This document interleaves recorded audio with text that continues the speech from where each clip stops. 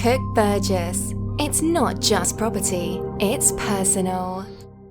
Hey guys, Paul here from Cook Burgess, and this is another one of those little videos where I wanted to try and have a bit of a crossover between me being a medical doctor and me also being an entrepreneur, and to try and give you a little bit of value from both of those fields and my experience. And this video is all about looking after yourself as an entrepreneur and also preventing burnout as an entrepreneur. I don't know how you guys felt, but when I set out on my property journey, I was so psyched about working with my best friend, generating a passive income stream and building this dream empire that I didn't even consider the fact that I already had another super demanding full-time job, a family, sporting commitments and 2 other businesses that I was running. But true to form, and like many others, I just went headfirst into it, trying to steam towards this goal. The fact that the goal I'd set myself was actually pretty massive didn't even cross my mind. And this apparently isn't uncommon for entrepreneurs and Type A personalities. I'm guilty of both, and I've had the pleasure of sharing this journey with and have been inspired by many others. When I was younger, I felt completely limitless. Maybe my responsibilities were less, it felt like I had more time, I was spinning less plates. But around 14 months ago, something happened to me. I'm not sure what it was. You could call it getting older and wiser, I guess. But to this day, I don't really know exactly what changed. But for sure, something big had changed inside me. My outlook had completely changed. Was it reading one of the books that's on every budding entrepreneur's reading list? Was it hanging around the increasing numbers of people who had made it? I don't know.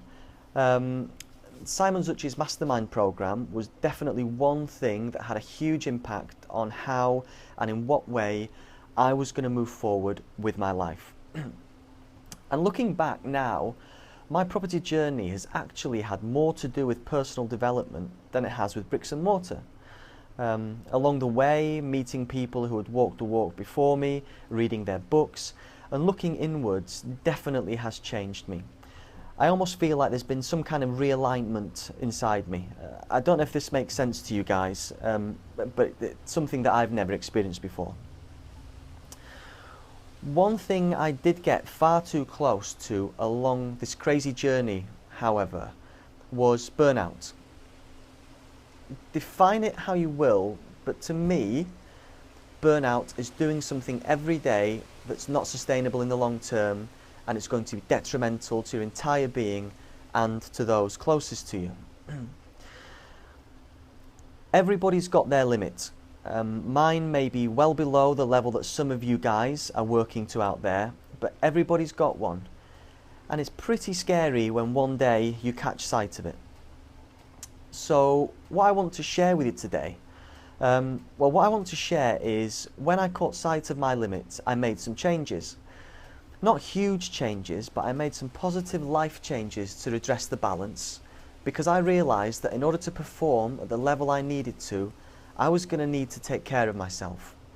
I see way too many people in the hospital that get sick just after they've retired, regardless of what age that is. I wanted to be healthy enough to be able to enjoy that dream that I was so busy building. So what are the signs of burnout, guys? Well, high levels of stress and anxiety, feeling on edge, like you could snap at any time. You know, feelings, is it really that bad that you got cut up in traffic this morning? You know, why are you still thinking about it at lunchtime? Lack of engagement and motivation. You know, you long for the weekend and it's only 4:30 on a Monday afternoon. You know, feelings of being negative and cranky. Eating your food at the desk or in your car, you know, have you really not got 15 minutes out of a 480-minute workday to eat food? Worry and self-criticism, that's another symptom sign. Is the quality of your work declining even though you're putting in more hours? Ask yourself, when did you last go to the gym or spend time with family or do something that you enjoyed? If you can't think of the answer immediately, I'm telling you, it's too long ago. Are you tired all the time, but you can't get to sleep when you get to bed at night because there's thoughts running through your mind all the time? Or are you thinking about pulling a sick day, or you've got this daily desire to quit your job? Do any of these sound familiar? I mean, be honest with yourself. Nobody can judge your inner thoughts. If they do, maybe you might just find something in this video that may help you. And if it does, I'll be happy. So here are a few things that you can do right now that will benefit you massively. First of all, you've got to stay healthy. Like my mum always tells me, nothing is worth sacrificing your health for, and you've got to keep your body strong. If you smoke, stop now. Not New Year, now. Smoking is related to so much disease, it's obscene that they're available to buy in shops. Save your money, get fitter, reduce your risk of cancer, live longer. You know, these things aren't things you didn't already know, so why are you still smoking? You know, catching a quick stress-busting bifter outside of the office is not helping you in the long run. Another thing you can do, make sure you get enough sleep. I've recorded a whole video on sleep, so just go and have a look at that on our website. But something that I didn't put in this video is my use of the airplane mode, something that John Cook taught me. So for those of you who don't know what airplane mode is, it's a way that your phone can stay on, but it can't receive or send texts, emails, instant messages, etc. Turn this on when you close for business at the end of the day, whenever you decide that is, and don't switch it off until you've woken up and worked through your daily morning routine, which I think should include breakfast, some thinking time, some family time, and maybe some exercise. You know, why should you wake up and look at your phone while still lying in bed and immediately be presented with an email or text that is a request for your time or for your brain bandwidth? I mean, you wouldn't tolerate your boss or your colleague knocking at your bedroom door at 7 o'clock in the morning saying, "Can I just run this idea past you?" You just wouldn't do it, would you? So why let work intrude into your life and thoughts before you decide to open for business in the morning by switching your phone on to receive data? Something else you can do is exercise a little bit. You don't need a gym, you don't need a trainer, you don't need all this gear. You know, even walking up a few flights of stairs gets the blood pumping and helps. You know, why not go for a walk as part of your downtime? And guys as well, don't forget, you know, nobody was born an athlete. All of these people you see at the gym had to start somewhere. They're all good people just like you. You know, they're not looking at your wobbly bits, and they might even come over and help you. Imagine that. Another thing you can do immediately is drink more water. You know, most of us are running dry. I'm running dry now. You know, the body's made up of 60% water, so it's pretty important we drink the stuff. You should aim to drink about 2 litres of water every day.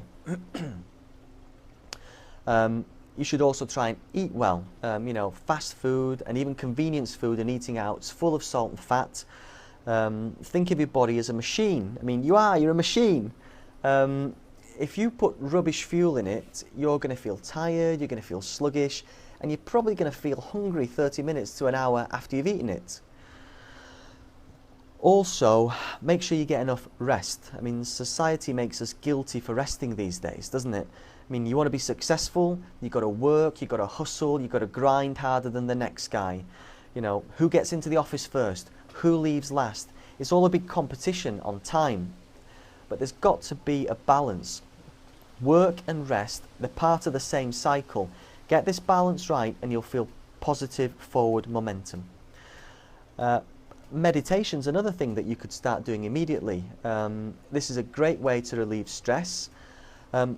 I really wasn't into this kind of stuff, and I still feel I'm pretty ignorant to the vast majority of it. However, meditation, it's really helped me. It's not all about scented sticks, beards and chanting, although that may work for you. I'm talking about getting a free app off the App Store. I use an app called Calm that you listen to on your iPhone through the headphones, and it plays soothing music, sounds of crashing waves, and a lovely lady's voice talks you through breathing techniques for 5 to 15 minutes to breathe away your stress. Believe me, I didn't think it would work, but it does. Give it a go. It's amazing, and it's now made me want to learn more about different kinds of other meditation. Something else you can do right now is live your dream now. You know, maybe not all of it, but some of it. Give yourself a small taste today of what you're working towards. You know, if your reason why is that you want to take your kids to school every day, why not start this week by asking to start 2 weeks later every other Wednesday to take your kids to school? You know, most bosses are going to say yes to this, I'm sure, if you make up the time somewhere else. Another thing that you can start doing is tracking your progress daily.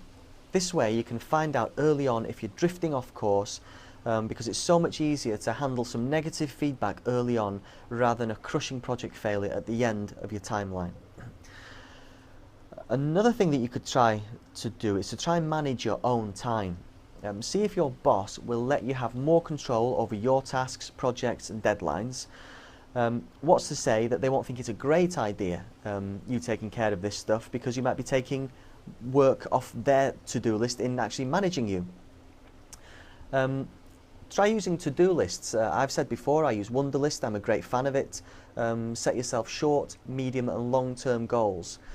Don't get sucked into unnecessary meetings. You know, get rid of distractions. Turn all of your notifications off.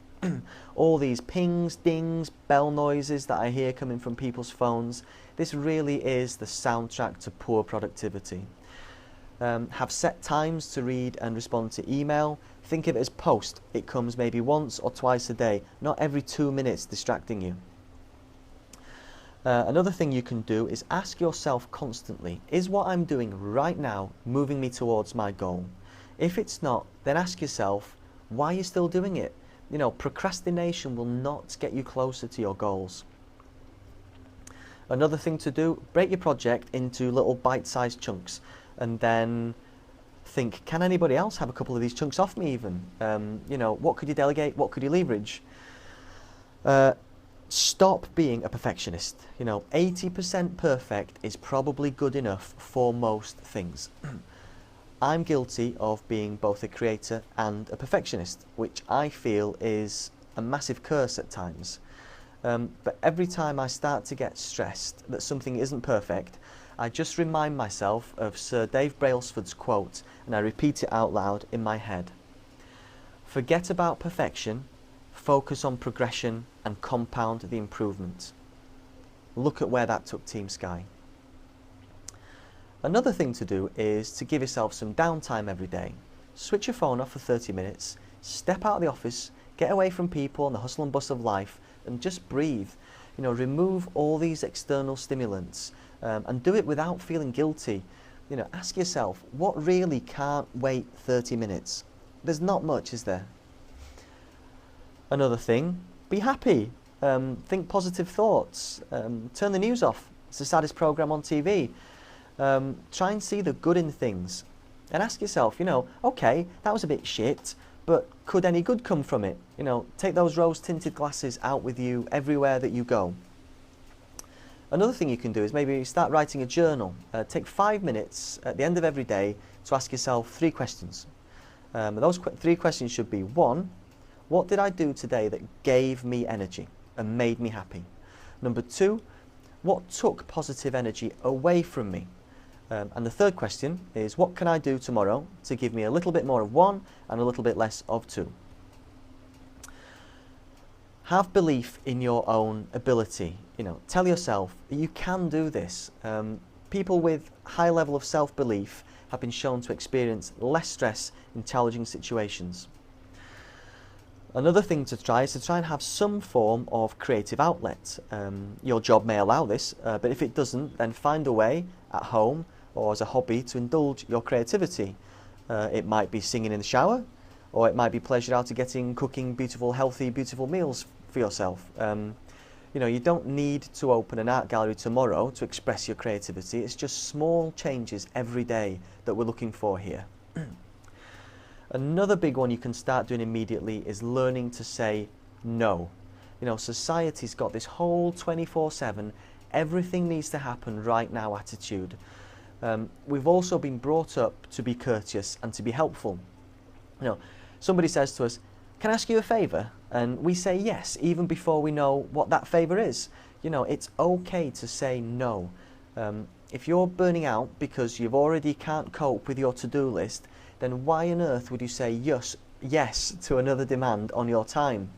You know, if it's not in line with your goals, aspirations and current bandwidth availability, then explain that to people. You know, they will understand, and they might even respect you from it, you know, for it, and learn from the way that you manage your time. And sometimes, guys, you might even need to say no to yourself. You know, if you're churning out all of these ideas for projects and you can't handle them all, shelf them, you know, and save them for later. Another thing you can do is get support. It is out there. You know, if things are getting too bad, you know, try talking to a friend or, you know, your GP, you know, or any other kind of healthcare professional. So many of these problems related to burnout, they get so much worse because they're allowed to go on for longer than they should, and they're not nipped in the bud. You know, and this one is especially important to us men out there. You know, it's okay to talk, guys. You know, women are much better at it than us men. Another thing is try and let things go, and don't dwell on things. You know, it's only you that's allowing yourself to still be pissed off in the afternoon if a bird shat on you on the way to work. You know, let it go, guys. You know, the bird did. Be honest with yourself. You know, is there an elephant in the room? Is there something staring you right in the face that you need to change or get rid of? You know, I'm not saying go out and go crazy and start making some huge, rash, life-changing decisions. But look deep inside and ask yourself, do I know what's causing this feeling, but I'm just too scared to admit it to myself? Because if I identify it, I might actually have to do something about it. And the last thing, guys, is, you know, never lose sight of your reason why. And you know, just to finish here, you know, go easy on yourself. You know, Rome wasn't built in a day. You know, if you're stressed and you're feeling burnout because you've set yourself some massive goals and you're trying to achieve these goals, you know, be proud. Don't feel that you have to fix the whole deal today, but do make a commitment to change something today. You know, all these things that we've been through today and that I've talked you through, there's loads of them. You might need to have a look at the text on the website to have a look at them. But if you could just change one thing, it might have such a massive change for the whole way that, you know, that you're doing things. And think of this as something that these changes that you're going to employ for a whole lifetime to improve your well-being, not that you've got to get them all done this week. So there we go. Bit of a longer video than normal, and a bit more deep and meaningful than I've done before. But I hope you found something useful in there that you can take away. I really would like to know if you employed any of these small changes and if it made a difference now, or you might have employed them in the past before you've even watched this video. I'm really keen to know how it helped you. It's that kind of feedback that gives me a massive buzz. And guys, if you feel that there's nobody out there that you can talk to and you're burning out, then you can drop me an email and we can talk. The door is open. And until next time, thanks for watching. I appreciate you, and take care. Bye bye.